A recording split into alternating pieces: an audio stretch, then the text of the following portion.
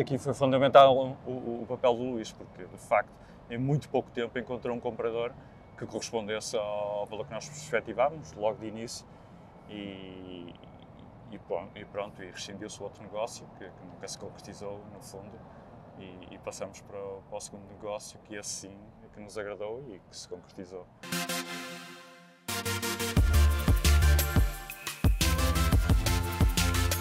Olá a todos, espero que estejam muito bem. Hoje estou aqui muito bem acompanhado pelo Paulo. O Paulo e a Paula, a sua esposa, acabaram de fazer a escritura e vamos passar-vos um bocadinho o feedback de como é que foi este processo. Não é?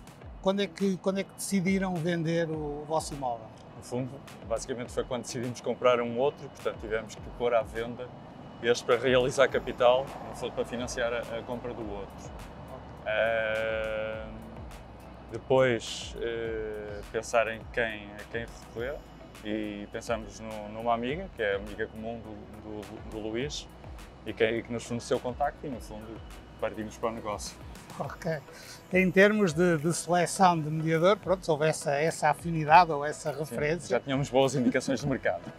Isso é fundamental, não é? Sim. Mas a decisão foi mais complicada, menos complicada por não estar no fundo uma marca tão conhecida ou o processo, não. A forma como decorreu na altura, inspirou-vos confiança suficiente? Sobretudo depois de falarmos com o Luís, vimos que tinha bem enquadrado o mercado, não é? Tinha bem enquadrado o mercado e orientou-nos perfeitamente bem o que nós consideramos. Ok. Claro. O vosso processo é mais invulgar, porque vocês assinaram 2 contratos de promessa compra e venda, o que não é muito comum no processo de venda. Exatamente. Mas já vamos explicar.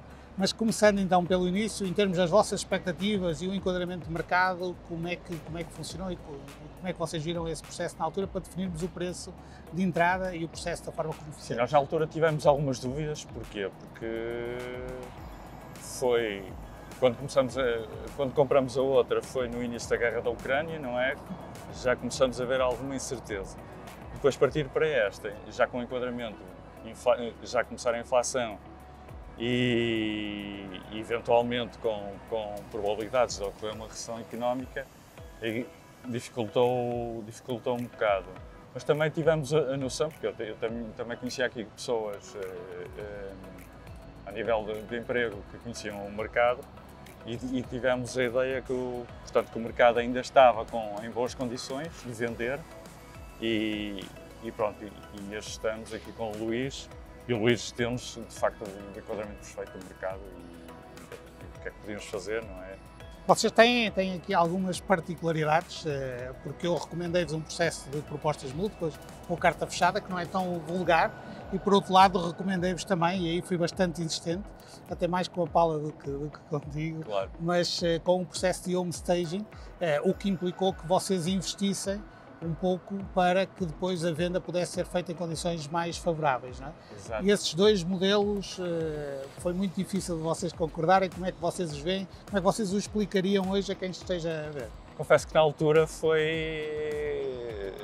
deu que pensar um pouquinho, porque não estávamos habituados, não é? Quando decidimos colocar o imóvel no mercado, o normal é colocar-se com o preço de venda e ver como é que reage a procura. Neste caso foi uma forma mais agressiva, portanto um preço mais baixo e em leilão.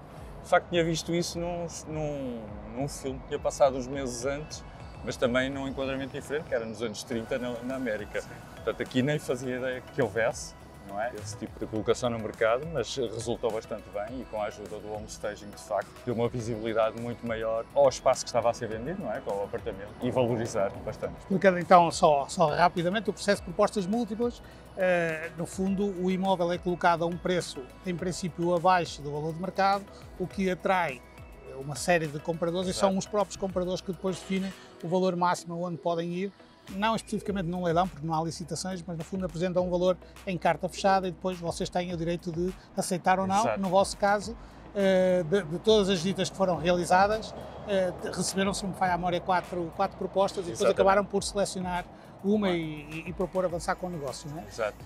Em relação ao home staging, só explicando também aqui um bocadinho para quem não for tão familiar, o home staging passa no fundo por encenar um pouco o cenário de venda, portanto colocando alguma mobília, alguma decoração, para transmitir aqui uma melhor disposição da área. E esse impacto, vocês que conheciam o imóvel estava praticamente sem utilização, né? Claro. E portanto houve ali um trabalho grande da empresa de homestaging, e esse impacto, quando vocês viram nas fotografias, fez sentido o investimento que foi realizado, não? Sim, creio que sim, fez sentido. Poder visualizar de facto, porque nós nunca tínhamos tido a oportunidade, não é? Porque nós estivemos lá, creio que nem um ano, portanto nem sequer tivemos a oportunidade de mobilar completamente a casa, portanto nem fazíamos ideia do potencial que a casa tinha, e assim de facto conseguiu-se visualizar esse potencial. Sim. Em relação depois então ao processo das 4 propostas que receberam, as 4 foram abaixo da expectativa inicial que eu vos tinha traçado, não é? Pronto, exatamente. Portanto, mesmo cientes desse facto e mesmo cientes de que poderiam eventualmente conseguir, continuando com o imóvel no mercado, um valor eventualmente superior, vocês decidiram na altura aceitar esse valor e assinamos um contrato de começa com presente. Exato, na altura começamos, decorre também da conjuntura macroeconómica que havia, não é? Começaram-se a adensar os sinais da crise na Ucrânia, da inflação e esse enquadramento todo negativo, e nós começamos de facto a pensar se não seria melhor vender nesse momento do que estar à espera mais algum tempo e desvalorizar o imóvel, no fundo. Sim, só para situar aqui no tempo, no fundo, quando iniciamos o processo de carta fechada ou o processo de promoção do imóvel, porque há algum espaço ainda antes, houve depois o homestaging e tudo isso que demorou também algum tempo, mas se me falha a memória foi no início de setembro de 2022, né? E depois as propostas chegaram já ali em meados ou inícios de novembro de 2022, e portanto neste tempo as taxas começaram a subir bastante, a guerra também tinha uma perspectiva bastante longa, e portanto havia aqui uma incerteza grande como é que o mercado iria ficar, e vocês acabaram por aceitar um pássaro na mão do que 2 a voar. Foi isso mesmo. Agora, no entanto, o comprador acabou por nunca transferir o sinal, porque também tinha receio depois da parte bancária. Exato. Não é? Então o imóvel acabou por vir ao mercado, fizemos, não me falha a memória, mais 4 visitas. E encontramos então o comprador final, que já fez uma proposta bastante mais enquadrada dentro da perspectiva que nos tinha traçada, né?